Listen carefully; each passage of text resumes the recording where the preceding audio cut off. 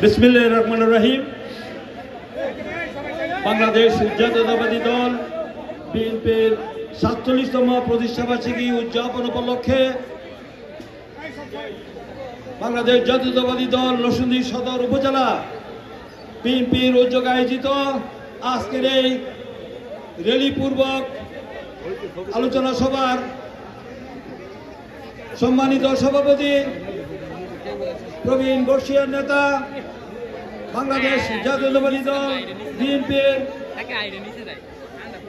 জেলা বিএনপির অন্যতম সহসভাপতি, সদর উপজেলা বিএনপির সংগ্রামী সভাপতি, সংগ্রামী জননেতা জনাব আবু সালেহ চৌধুরী উপস্থিত আছেন। আমার প্রিয় সহকর্মী জেলা বিএনপির অন্যতম সহসভাপতি বিজি রশিদ নৌশেদ আমার বাদিকে আছেন। জেলা বিএনপির অন্যতম সহসভাপতি, শ্রমিক দলের সংগ্রামী সভাপতি, সংগ্রামী জননেতা আমাদের অত্যন্ত প্রিয় সহকর্মী রবি উপস্থিত আছেন আমার বাদিকে। আমাদের সদর উপজেলা বিএনপির সংগ্রামী আমাদের জিনিসপুর ইউনিয়নের সংগ্রামী সভাপতি, জেলা বিএনপির সংগ্রামী ক্রীড়া সম্পাদক, সংগ্রামী জননেতা জনাব হোসেন মোল্লা উপস্থিত আছেন। আমাদের রতপুর ইউনিয়নের সংগ্রামী সভাপতি, আমাদের সাবেক চেয়ারম্যান আমাদের জালালউদ্দিন সরকার উপস্থিত আছেন। আমার বাদিকে আমার প্রিয় সহকর্মী এই সন্তান জেলা ছাত্র দলের সাবেক সাধারণ সম্পাদক, জেলা বিএনপি গণশিক্ষা বিষয়ক সম্পাদক, সংগ্রামী জননেতা জনাব আব্দুর রউফ ফকির রনি উপস্থিত আছেন। আমাদের ছাত্র দলের জেলার সংগ্রামী সাধারণ সম্পাদক, সংগ্রামী ছাত্রনেতা তুখোর ছাত্রনেতা মেহেদী হাসান রিফাত উপস্থিত আছেন। আমাদের বাড়িতে আছেন আমাদের শ্রমিক দলের সাধারণ সম্পাদক আমাদের সেলিম উপস্থিত আছেন। আমাদের এই ইউনিয়নের করিমপুর ইউনিয়নের সংগ্রামী সভাপতি আসাদুজ্জামান কাজল উপস্থিত আছেন। আমাদের জেলা বিএনপির অন্যতম সদস্য করিমপুর ইউনিয়নের সংগ্রামী সাধারণ সম্পাদক, সদস্য সচিব, সংগ্রামী জননেতা জনাব মনিরুল ইসলাম মনির উপস্থিত আছেন। আমাদের জেলা বিএনপির সংগ্রামী প্রধান সম্পাদক, নরসিংদী সরকারি কলেজের নির্বাচিত সাবেক বিপি সংগ্রামী জননেতা, সংগ্রামী আমাদের তুখোর সাবেক ছাত্রনেতা জনাব ইলিয়াস আলী ভূঁইয়া উপস্থিত আছেন। আমার আরেক প্রিয় সহকর্মী, আমাদের প্রিয় সহকর্মী এই চরের কৃতি সন্তান, আমাদের প্রয়াত মরহুম আমাদের এই জেলা বিএনপির সংগ্রামী যুগ্ম সাধারণ সম্পাদক, জেলা এই সদর উপজেলা বিএনপির সাধারণ সম্পাদক নুরুল ইসলামের সহোদর, তার ছোট ভাই মামুন উপস্থিত আছেন। আমাদের ছাত্রদল নেতা এই চরের কৃতি সন্তান ইবনে আদেল শশী উপস্থিত আছেন। নরসিংদী সরকারি কলেজের সাবেক জিএস, আমাদের এই চরের কৃতি সন্তান আমাদের আকরাম উপস্থিত আছেন। রহমতুল্লাহ আমাদের ছাত্রনেতা উপস্থিত আছেন। আমাদের নজরপুর ইউনিয়নের আমাদের ফারুক উদ্দিন উপস্থিত আছেন। আমাদের এই যুবদলের আমাদের অনেক আমাদের প্রিয় সহকর্মী আমাদের গুলজার সহ উপস্থিত আছেন। আমাদের অনেক সহকর্মী প্রিয় নেতৃবৃন্দ, মাসুদ আমাদের শ্রমিক দলের সভাপতি সদরের আমাদের মাসুদ আমাদের সাধারণ সভাপতির কথা বলছে আর আমাদের শ্রমিক দলের সভাপতি আমাদের আব্দুল লতিফ আমাদের সদরের উপস্থিত আছেন। আমাদের হালিম ভাই আমাদের কৃষক দল নেতা এবং আমাদের এই চরের কৃতি সন্তান আমার অত্যন্ত প্রিয় আমাদের হালিম ভাই উপস্থিত আছেন। আমাদের বীর মুক্তিযোদ্ধা আমাদের অত্যন্ত প্রিয় সহকর্মী এবং জাতির শ্রেষ্ঠ সন্তান আমাদের মুক্তিযোদ্ধা দলের ভারপ্রাপ্ত সভাপতি এবং আমাদের মহিষাসুরা ইউনিয়নের পরিষদের সাবেক নির্বাচিত চেয়ারম্যান, ইউনিয়ন বিএনপি সাবেক সভাপতি আমাদের তুফাতুল হোসেন তপু ভাই, আমাদের হাজিপুর ইউনিয়ন বিএনপির সভাপতি, আমাদের জেলা বিএনপির অন্যতম সম্পাদক, আমাদের সকল পরিচিত নেতা জাহিদ কবির ভূঁইয়া, সাধারণ সম্পাদক হান্নান সরকার, আমাদের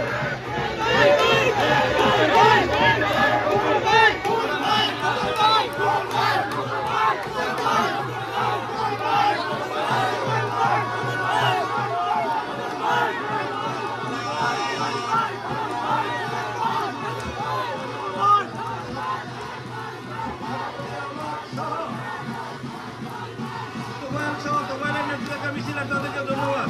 হ্যাঁ, উপস্থিত আমার প্রিয় সহকর্মী নেতৃবৃন্দ, আমাদের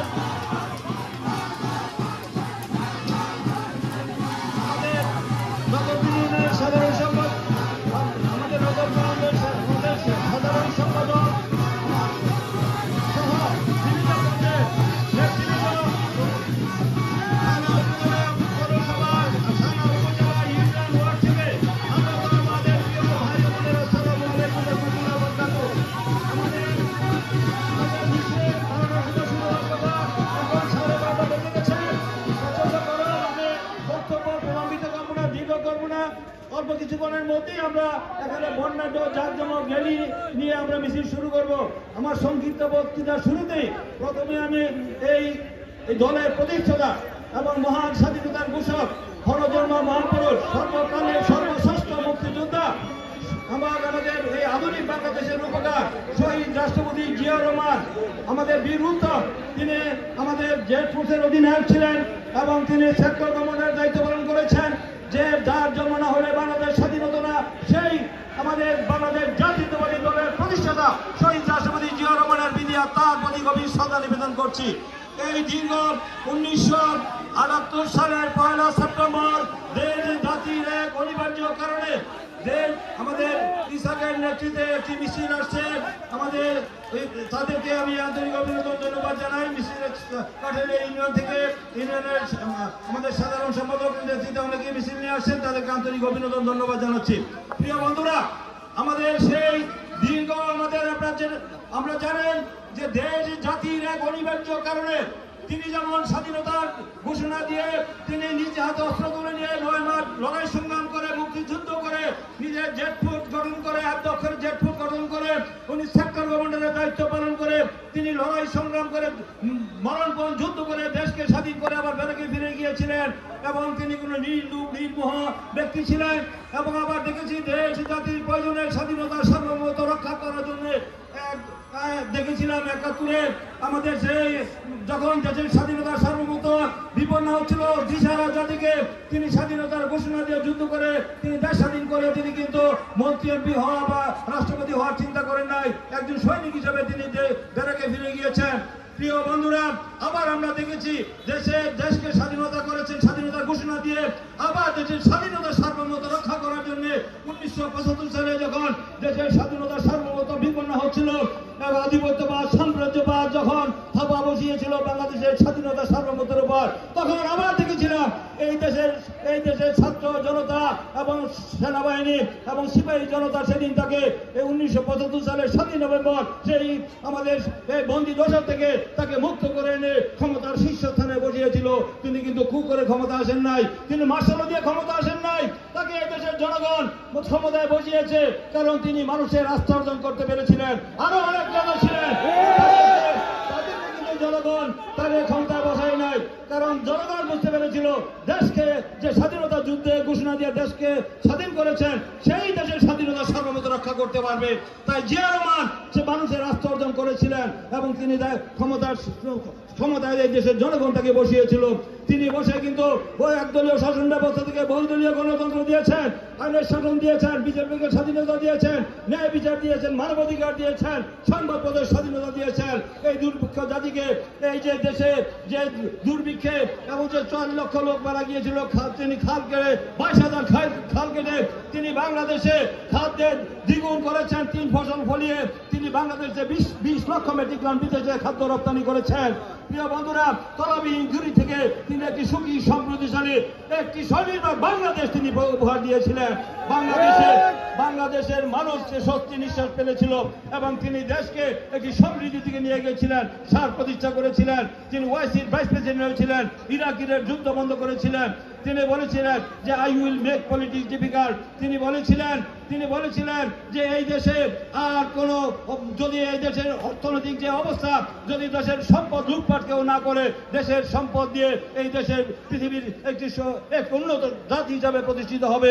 তাই তিনি বলেছিলেন যে এই মানি বলেছিলেন যে I will make politics difficult, বলেছিলেন যে পলিটিক্স এখন শুধু বিবৃতি দিয়ে বক্তৃতা দিয়ে পলিটিক্স হবে না। তারা এই দেশের দুঃখী এই দেশের দুঃখী দরিদ্র এবং কৃষক শ্রমিক মেহনতি মানুষের দুঃখ কষ্ট উপলব্ধি করার জন্য তিনি ঘরে ঘরে গিয়েছেন, মাইলের পর মাইল হেঁটেছেন, তিনি হেঁটে মানুষের দুঃখ দুর্দশার সাথী হয়েছেন এবং সেভাবে তিনি মানুষের মন জয় করেছিলেন।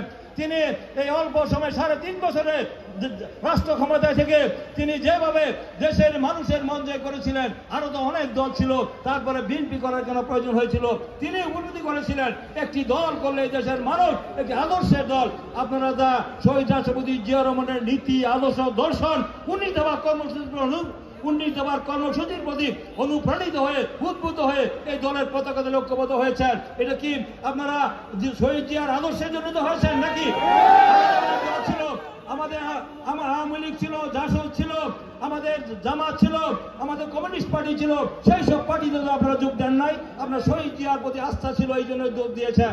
এই দলকে প্রতিষ্ঠার পর থেকে এই দলের উপর অনেক অন্যায় অত্যাচার নিপীড়ন নির্যাতন গুম খুন হামলা হয়েছে।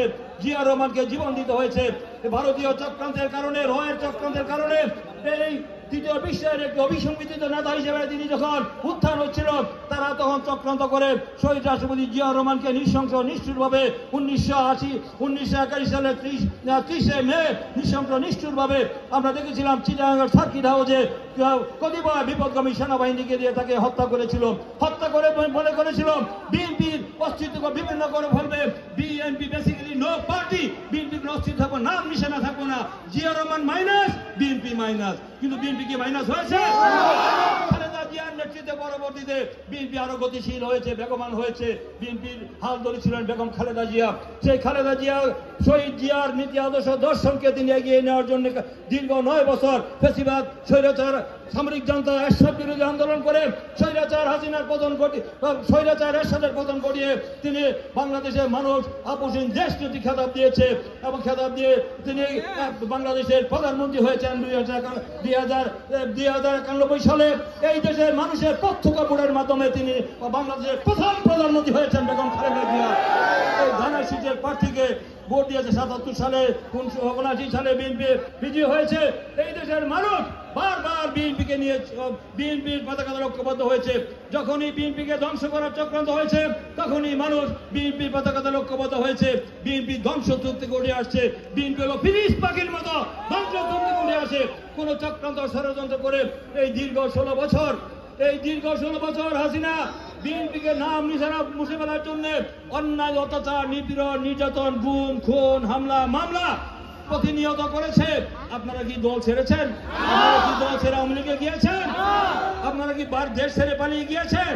আপনারা শত নির্যাতনকে মাথায় পেতে আপনারা এই অবৈধ অসাংবিধানিক অগণতান্ত্রিক সরকার, এই মাফিয়া সরকার, দানবীয় সরকার, এই খুনি সরকার, জালিম সরকারের বিরুদ্ধে লড়াই করেন নাই? আপনারা দীর্ঘ 16 বছর শান্তিতে থাকতে পারেন নাই, বাড়ি ঘরে ঘুমাইতে পেরেছেন? শান্তিতে ঘুমাইতে পারেন নাই, আপনারা কর্মকাণ্ড করতে পারেন নাই। স্বাভাবিক কর্মকাণ্ড করতে গেলে আপনাদের অত্যাচার নিপীড়ন নির্যাতন হয়েছে। আমরা দেখেছি কিভাবে মামলা হয়েছে, হামলা হয়েছে। আপনারা দলের প্রতি অনুপ্রাণিত হয়ে আপনারা দল থেকে বিচ্যুত হন নাই, আপনারা দলকে বাঁচিয়ে দিয়েছেন। এবং আমরা দেখেছি তারা মনে করেছিল যে বিএনপি নেতা কর্মীদেরকে অত্যাচার করলে হয়তো বিএনপি নাম নিশানা মুছে যাবে, কিন্তু মুছতে পারে নাই। তারা বুঝতে পেরেছে যে এই দেশে অন্যায় অত্যাচার করে ক্ষমতা টিকে থাকা যাবে না। জনগণই আল্লাহর পরে সকল রাজনৈতিক ক্ষমতার উৎস দেশের জনগণ। তাই দীর্ঘ 16 বছর আপনারা কি ভোট দিতে পেরেছেন? আপনাদের পছন্দের প্রার্থীকে ভোট দিতে পেরেছেন? 2008-এ দিয়েছে এই পাতানো সাজানো নীল নকশার নির্বাচন হয়েছে। আমাদের যে ফখরুদ্দিন মঈনুদ্দিন -2 ফর্মুলা দিতে চেয়েছিল, আমি বক্তৃতা দৃঢ় করবো। অনেকদিন আমরা আপনাদের সামনে এই ধরনের চরে এসে বক্তব্য রাখার সুযোগ পাই নাই। তাই বলছি, ও যে 111 ফখরুদ্দিন মঈনুদ্দিন বিরাজনীতি করার চেষ্টা করা হয়েছিল -2 ফর্মুলা, আপনার মনে আছে? সে -2 ফর্মুলা কি হাসিনা খালেদা না খালেদা তারেক? খালেদা জিয়া তারেক রহমানকে মাইনাস করতে চেয়েছিল, হাসিনাকে নয়। হাসিনা গোপন আদালত করে দেশ থেকে পালিয়ে গিয়েছিল, তাদের ইতিহাস আছে। শেখ মুজিব 71 সালে জনগণকে বিপদে ফেলে তিনি দেশ ছেড়ে পালিয়ে গিয়েছিলেন। আবার আমাদের 111-এর সময় তিনি পালিয়ে গিয়েছিলেন। এখন খালেদা জিয়া বলেছেন আমার 3টি পরিবার, একটি হলো এই দেশের জনগণ, আমার দল আর পরিবার, তার বাইরে আমার কোনো ঠিকানা নাই। তিনি তার ছেলেকে তারেক রহমানকে 3 তলাতে ফেলে দিয়ে কোমরের হাড় ভেঙে ফেলেছে, কোকোর উপরে নির্যাতন করা হয়েছে, তারপরে কোকো মৃত্যুবরণ করেছে। তারপরেও বেগম খালেদা জিয়াকে মনে লোভ লালসা দেখানো হয়েছিল বিলাসবহুল জীবনযাপন করার জন্য।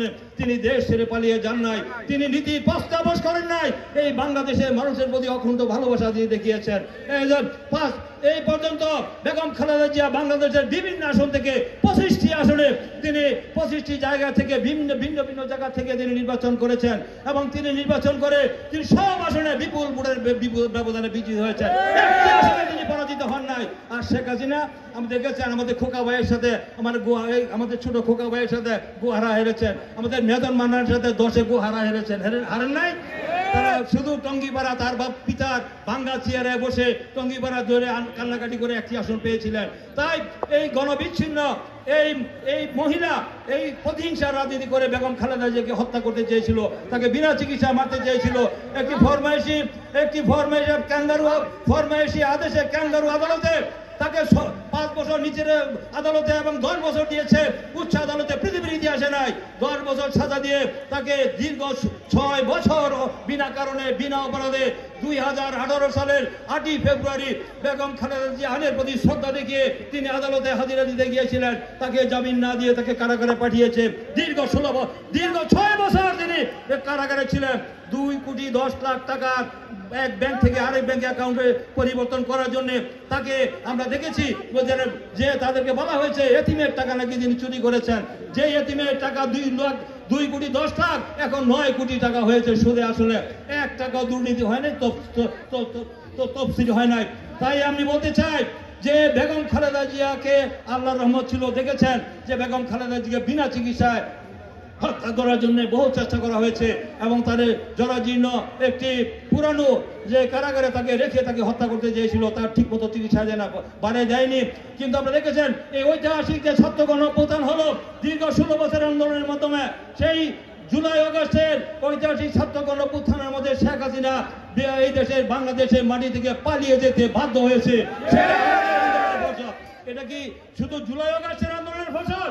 দীর্ঘ 16 বছর আন্দোলনের ফসল কিন্তু শেখ হাসিনা বাংলাদেশে পালিয়ে গিয়েছে। তাই আজকে শেখ হাসিনা পালিয়ে গিয়ে এই পরিবর্তিত পরিস্থিতিতে আপনারা দেখেছেন বেগম খালেদা জিয়াকে চিকিৎসার জন্য আমরা দেখেছেন সেই আমাদের সৌদি আরবের আমাদের কাতারের আমির পৃথিবীর সবচেয়ে বিলাসবহুল সবচেয়ে দামি এয়ার অ্যাম্বুলেন্স, সেই এয়ার অ্যাম্বুলেন্স পাঠিয়ে তাকে বাংলাদেশ থেকে সেই লন্ডন নিয়ে তাকে চিকিৎসা করার ব্যবস্থা করেছে। এই আল্লাহ যদি সম্মান দেয় কেউ সম্মান বন্ধ করতে পারে? প্রতিহিংসার রাজনীতি করে না, সব আল্লাহর ইচ্ছা, আল্লাহর তরফ থেকে এই শেখ হাসিনার পতন হয়েছে। এখন আমি মনে করি কোন চক্রান্ত ষড়যন্ত্র করে প্রতিহিংসার রাজনীতি করে আমরা নমরুদ ফেরাউন থেকে শুরু করে আইয়ুব ইয়াহিয়া টিক্কা শেখ মুজিব হিটলার মুসলিনি এখন শেখ হাসিনা কেউ কিন্তু টিকতে পারে নাই। শেখ হাসিনা বাংলাদেশ থেকে এর সাথে কিন্তু পালিয়ে যায় নাই, কিন্তু আপনি বাংলাদেশ থেকে পালিয়ে যেতে বাধ্য হয়েছেন।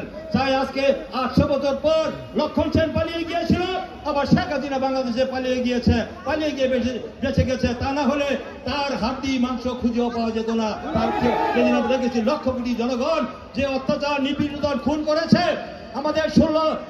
আমি বলে বক্তব্য শেষ করব। আমাদের 60 লক্ষ আসামি করা হয়েছে, আমাদের যে গায়েবী মামলা 60 লক্ষ দ্বারা আমরা সবাই মামলার আসামি হয়েছে, এবং আমাদের 1.5 লক্ষ মামলা 3000-এর বেশি নেতা কর্মীদেরকে এক্সট্রা জুডিশিয়াল কিলিং বিচার বহির্ভূত হত্যা ক্রসফায়ার করেছে। ইলিয়াস আলী চৌধুরী আলম সহ প্রায় 1600 নেতা কর্মীদেরকে গুম করেছে, এবং আমাদের উপরে অন্যায় অত্যাচার নির্যাতন করেছে। সেই নির্যাতন করে আমরা কি শেষকা হয়েছে আমাদের? তাই আজকে আমি 1 মিনিটের মধ্যে শেষ করে দিব। আজকে কথাগুলি বলার দরকার। আমরা আগামী দিনে কি নির্বাচনে আপনারা ভোট দেওয়ার জন্য প্রস্তুত আছেন না? দিনের বুড়া কি রাতে হবে? 2014-তে আপনারা দেখেছেন কুত্তা মার্কা নির্বাচন হয়েছে। কুত্তা মার্কা ছিল, বিনা ভোট 154টা বিজয়ী হয়েছে। 2018-তে দিনের ভোট রাতে করেছে, প্রশাসন যন্ত্র ব্যবহার করে তারা ঘোষণা দিয়েছে। আর 2024 আমি আর ডামি নিজেরা নির্বাচন করেছে। আপনারা কি ভোট দিতে পেরেছেন? এই অন্তর্বর্তীকালীন সরকার ডক্টর ইউনূস সরকার যে আগামী বছরের 2026-এর ফেব্রুয়ারি প্রথমার্ধে মাহে রমজানের আগে যে নির্বাচনের তারিখ ঘোষণা করেছে, রুটম্যাপ করেছেন, সেই নির্বাচনে ভোট দেওয়ার জন্য কি আপনারা প্রস্তুত আছেন না? আপনাদের পছন্দের প্রার্থী সেই জনগণ যদি বিএনপিকে ভোট দিয়ে নির্বাচিত করে জাতীয় সংসদে পাঠায়, দেশ পরিচালনার দায়িত্ব দেয়, তাহলে বিরোধী দলের আমাদের অন্য দলের কোনো অসুবিধা আছে? জনগণ যদি জনগণের পছন্দের প্রার্থীকে নির্বাচিত করে তারা রাষ্ট্র গঠন করে, সরকার গঠনের দায়িত্ব দেয়, তাহলে অবশ্যই সেই দায়িত্ব পালন করার জন্য বিএনপি প্রস্তুত আছে। জনগণের খেদমত করার জন্য অতীত করেছে, এখনো করবে। আগামী দিন অনেক চক্রান্ত ষড়যন্ত্র হচ্ছে, নির্বাচন বানচাল করার জন্য, গন্ডগোল করার জন্য অনেক ষড়যন্ত্র করা হচ্ছে। পিআরের কথা বলা হচ্ছে এবং সংস্কার বিচারের কথা বলা হচ্ছে এবং গণপরিষদের নির্বাচনের কথা বলা হচ্ছে। এখন বলা হচ্ছে যে আমাদের জুলাই সনদের আইনি ভিত্তি দিতে হবে, সংবিধানের পরিবর্তন করতে হবে, অনেক কথা বলে তারা গোলাপানিতে মাছ শিকার করার জন্য বহু ষড়যন্ত্রে লিপ্ত হয়েছে। এইসব ষড়যন্ত্র জনগণের সামনে টিকবে না। আগামী ফেব্রুয়ারি মাসে বাংলাদেশে ত্রয়োদশ নির্বাচন, জাতীয় নির্বাচন অনুষ্ঠিত হবে।